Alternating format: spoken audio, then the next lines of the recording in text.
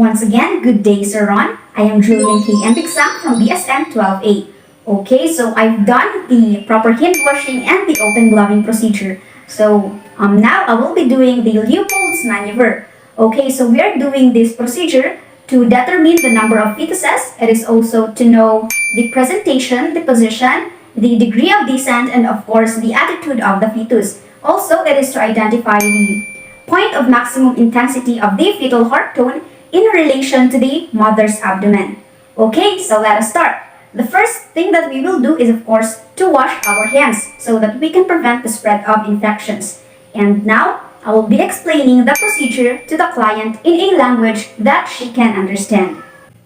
Good morning, ma'am. I am Julliene, Kaye, and Bigsang, your student nurse for today. So, ngayon po, ang gagawin po natin ay hahanapin po natin ang position ni baby. Kung ang ulo niya po ba ang nasa parting ito or ang kanyang paa. Or asang parte po ba ang kanyang likod. And ang kanyang shoulders. And hahanapin din po natin kung ano yung parte ng katawan na handa nang lumabas. Kung ang ulo niya po ba or ang kanyang paa. So, pag nagpapalpate po ako, lalagyan ko po ng pressure sa inyong tiyan. Pero huwag po kayong mag-alala dahil safe naman po ito sa inyo and sa baby. Okay, so, okay lang po ba sa inyo yun, ma'am? Okay, thank you po. Okay, so after that, it is important to let the patient empty her bladder. Okay, so ma'am, gusto niyo po bang umihi? Okay. Okay, so now the next thing we need to do is to position the client in a supine position with a pillow under her head so that we can assure accurate assessment. And with her knees slightly flexed so that we can relieve abdominal muscle tension. And also, it is important to put a towel underneath her right hip so that we can shift uterus away from large blood vessels, thus preventing supine hypotensive syndrome. Of course, it is important to provide the privacy of the client, so we should close the doors and the windows for the client's privacy. And we should cover the part that should not be exposed, like her legs. Okay. Okay. Now, if you are right-handed, you should stand at the right side of the client, facing the client so that it will be easier to you to grip the symphysis pubis and it will be easier for you to perform the Pollix grip or the third maneuver. Okay, so now let us perform the first maneuver, which is the fundal grip. So the fundal grip is to determine whether the fetal head or the fetal breech or the buttocks is in the fundus of the patient in this part. So what we'll do is to face the patient and then we're going to palpate the uterine fundus to determine what part of it lies, if it is the head or the breech. Okay, so if it feels hard and round, of course it is the head. But if it feels softer and nodular, it is the breech. So we'll just do it like this, slowly. Okay. Okay, so the next one is the second maneuver, which is the umbilical grip. So this is to determine the position of the back. So we will just palpate in a downward direction on the sides of abdomen. We should apply pressure so that we can determine where is the fetal back. Okay. Okay, so we should also palpate with our other hand, steady on one side and the other hand exploring the other side. Okay.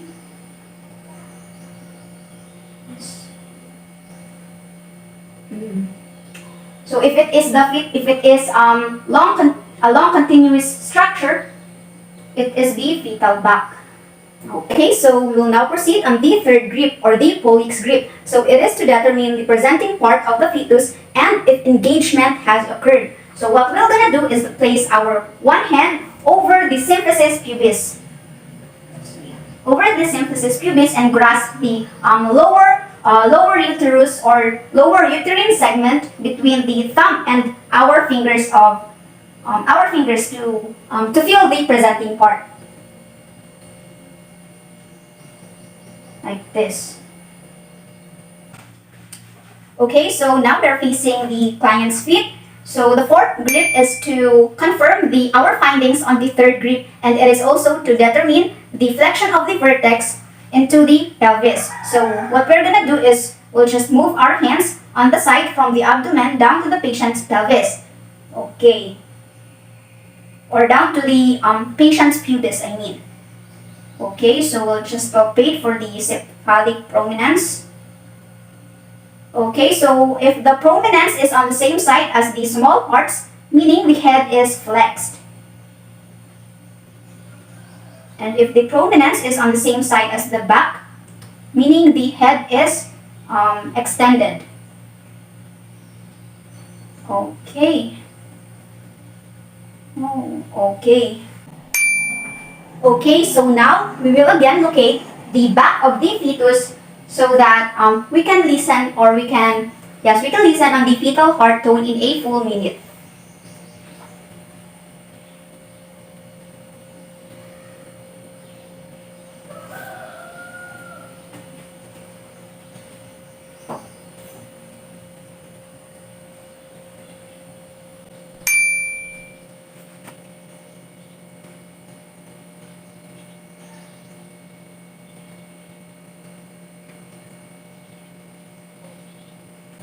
Okay, so the fetal heart tone of the baby is 130. So the normal fetal heart tone is 120 to 160 beats per minute.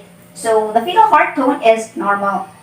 And it is also important to note the location, the rate, and the characteristic of the fetal heart tone of the fetus. So if in a cephalic presentation, you can hear the fetal heart tone on the either left or right quadrant on the abdomen. Okay, so after the procedure, make the patient comfortable to ease and promote comfort. Okay, so now at this point, we will be documenting the findings that we got earlier, and of course, we will discuss it to the patient so that the patient will be aware of the procedures or the records that we have done.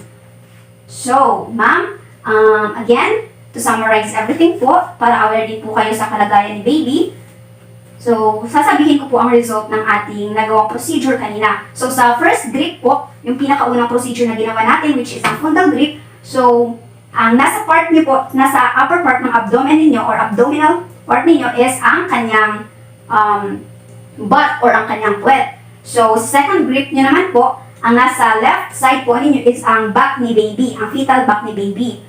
Yun po ang ating napalpate. And sa third grip po, which is ang pollex grip, so, ang presenting part po ni baby ay ang kanyang head. So, meaning, ang head po ni baby ay nasa part na ito. And na-confirm po yan nung ginawa natin ang pelvic grip, ang fourth grip. So, na-confirm po natin na ang head nga ang presenting part. So, ayun. And nasa vertex presentation po si baby, meaning, ganito po ang parang nakalukot po si baby. And normal naman po yun. Parang nakaganito po siya na position. The normal position ng baby na nasa, or ng fetus na nasa sinapupunan ng isang mother. So, the position is in left occiput transverse, meaning, yung head po ni baby, or yung bumbunan po ni baby ang makikita natin. Parang, ang position po ni baby is slightly nakaangat po yung kanyang back and nakaganyan po siya. So, ayun po. And, ang attitude po is flex kasi po on the same side ng small parts ang prominence.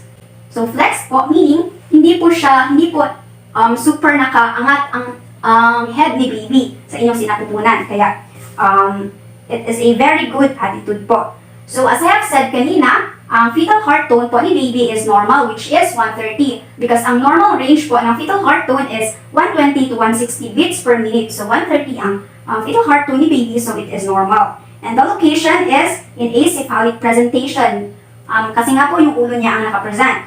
So, and we know that in cephalic presentation, meron na pong dalawang kalalabasan. And, ayun po. Si baby is, ang characteristic po ng kanyang FHT or fetal heart tone is a strong pulse. So, meaning okay po si baby sa loob ng inyong womb. Okay, ma'am, at this point, do you have any questions po? May mga katanungan or clarifications po ba kayo sa ating results? Okay, so if wala na po, maraming salamat po sa inyong cooperation and have a great day. Okay, so now we're done with the Leopold'S maneuver.